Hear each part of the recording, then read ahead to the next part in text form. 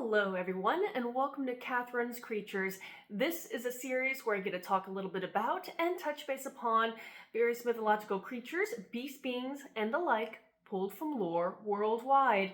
And I always like to preface by saying that I am not a linguist, so if I mispronounce anything, I do apologize in advance, and I know that is going to happen today.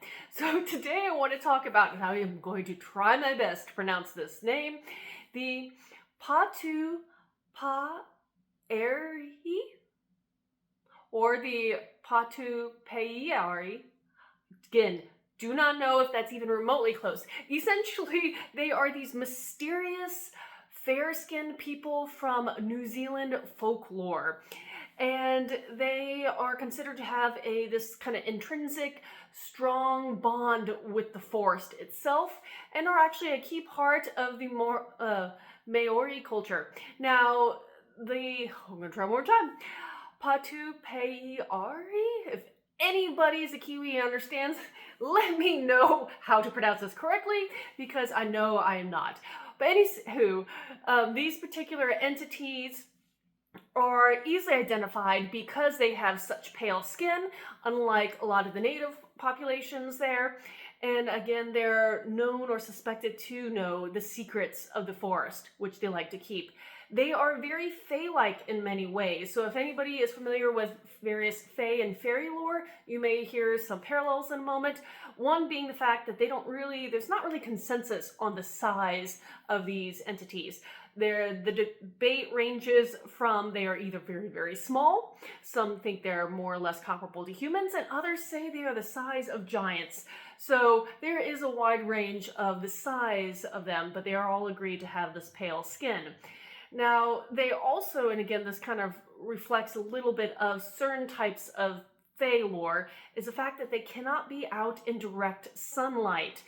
They can, and that's why they're often seen, or when they're out and about, it is at night, or when there is a heavy mist around that is blocking, again, most of the sunlight from filtering through.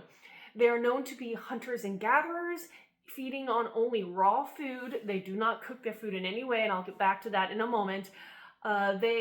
Some people believe that there are certain plants and animals that are essentially here we go again, Patupaiarehe property, essentially. And these include albino birds, albino eels, red flax, and red eels. So if anybody tries to consume or harm any of the above, that is a no-no. Now, these entities like to lure people away from their homes. You hear this repeatedly for both the malicious kind of entities versus the prankster stuff. And in this particular case, they're not really malicious, but they do sometimes have their own agendas. But they lure people away from their homes, particularly beautiful young women.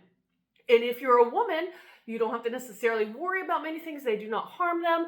But if things happen the way they can, the woman and the Patupaiarehe will couple, and a child will be born from that. And the offspring of that will be easily identified because they are either albino or they have red hair. So if anybody has those characteristics, they are assumed to be, again, this offspring of this sort of coupling. Men, if they are lured away, it's a little more unfortunate for them because sometimes they can be mistreated, but I did not see anything about being harmed to the point of death, and they're always, as far as I could tell, re-released and sent back home eventually.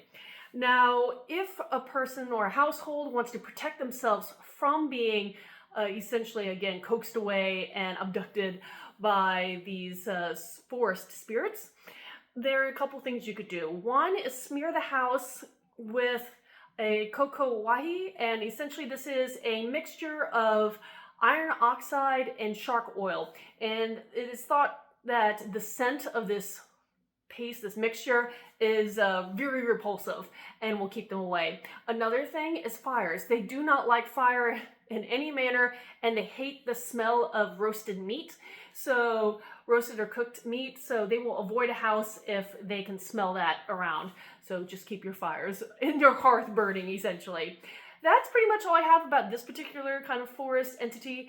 And if you have any questions about this or anything else, reach out to me on any of my social media, post them in the comments below.